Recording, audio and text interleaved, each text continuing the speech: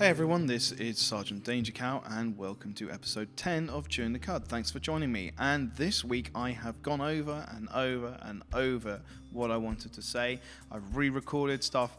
I've been in conversations with quite a lot of people on Twitter, and these guys are guys I kind of respect on Twitter, the opinions of. There's Snoov. I'm going to put their Twitter stuff coming up on the screen now. There's Snoov.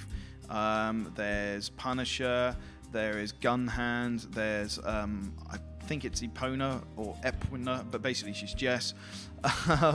There's a few other people on there as well who I've been talking to, and I've just been this is why I've run around and redone the whole thing, because I just wanted to kind of form some ideas and get an idea of things. I actually put a straw poll on Twitter a couple of days ago, 3 days ago, to ask whether people thought that it was too late for BF4 now that they've got Hardline on the horizon, although that has been pushed back until next year, which makes me think that they're trying to really focus on getting it makes me hope that they are trying to really focus on getting Battlefield 4 up to the best they possibly can. So in the light of that, and in the light of the conversations I've had, I want to kind of just say my feelings on where I think DICE need to look going forward. So I'm going to start with things I think they can pair away with, and where I think that would end us up being. So I'm going to start with battle packs. Now, battle packs, for my money, were put in as a sort of, well done, here you go, have something like a camo or whatever. Principally, I think they were designed to encourage microtransactions. I do also feel that they were put in to encourage the premium players to buy, and they get whatever.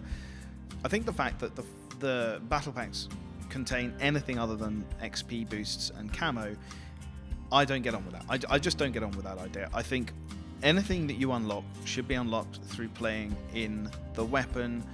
And that's it. It should be a sequential thing. It shouldn't be almost like a potluck of what you unlock through a battle pack. Just let it be a sequential gameplay use, because the reality is, when you get your gold battle packs, and occasionally you'll get a battle pack that like if you rank up or whatever, occasionally you'll get stuff in there for like guns that I hardly ever use sniper rifles, to be honest. Most of my early battle pack unlocks were all for sniper rifles. I bloody care. If I want a sniper rifle 8x scope, let me earn it by using a sniper rifle. Don't just dump it in my lap. It kind of demeans the point of playing in the first place. The fact that people have instant gratification or instant ability to unlock stuff takes away the whole core basis of Battlefield, which is learning a craft, learning about teamwork, learning about everything, and not just having it all dumped in your lap. You don't treat your kids like that. You shouldn't just give your kids everything, because then they'll turn into spoiled brats, and that's what's happening, is that members of the community are demanding and demanding and demanding more and more and more and more, but they can't, DICE can't deliver, so they go, well, have a battle pack to try and keep us close. Look at the bloody lollipop, for God's sakes.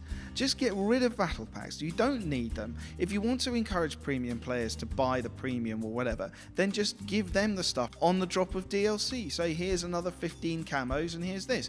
If people want to unlock camos for a gun, then let them do it by play, not through battle packs.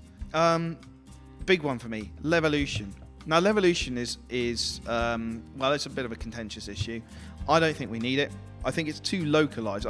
First of all, right, Levolution is a bit of a gimmick. It is an entity which exists solely to try and push further away from COD, because basically Battlefield can. I think there's so much that could be gained by losing Levolution. For a start, Levolution is very localized on most maps. We look at, for example, Caspian Border. They basically chucked a tower on D flag, which blows up and falls down, which only really changes the gameplay between Charlie, Bravo, and Delta. Now, arguably, yes, those are possibly the most important flags within that game, but it doesn't do enough. It's not a global thing. It's not a map-wide event that changes everything. If you're going to call something Levolution, make it a Levolution. Don't make it an Area-lution. Do something that makes it worthwhile, or don't have it. And in my opinion, don't have it.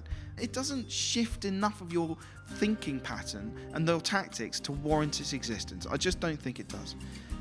Right, Destruction. Now, Bad Company 2 had Destruction, okay, but it didn't have so many problems. However, it also had a lot less stuff going on, and Destruction happened more in isolated pockets rather than, you know, almost all across the map at the same time. And perhaps as suggested by Punisher, whose name you just saw flash up there, we could disable Levolution.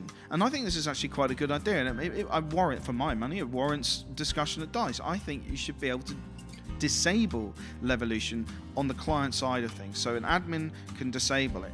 And it would be interesting to see, if admins were able to disable that, how many of them did it, because I think that would be very indicative of whether or not Levolution is actually something people regard as an important part of the gameplay. Because that's, you know, let's not lose face of the fact here that what is important in gameplay is the gameplay.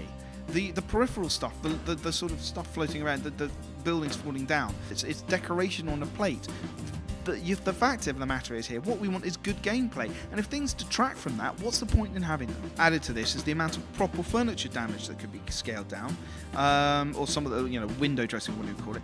You could remove a lot of that. Ultimately, pairing stuff like that back will reduce the processing demand on the client end, the server end, and not to mention the information required to pass through your internet connection, which for some people isn't as good. I mean, I've got a gig, so I'm quite happy, but a lot of people don't have that. So I think that could be looked at too.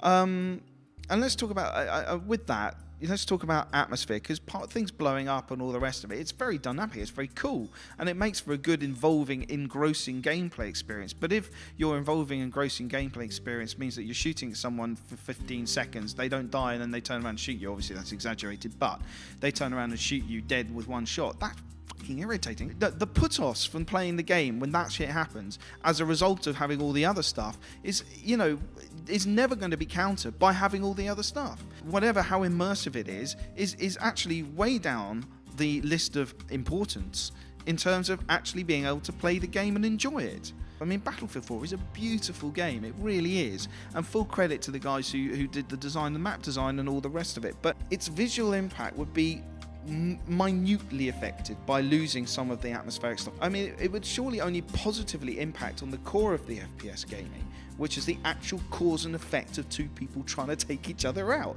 If, as I said before, if anything gets in the way of that, then what's the point in trying to work a way around it? Just remove it. Keep it simple. Function over fashion, for God's sakes. It's the old keep it simple, stupid KISS. It's the oldest thing in the world that we talk about when you talk about business, you talk about sports, anything like that. Keep it simple. The more complex things are, and of course, everything, I mean, yes, it's a very complex thing. Why have something which you put something in the way of something happening?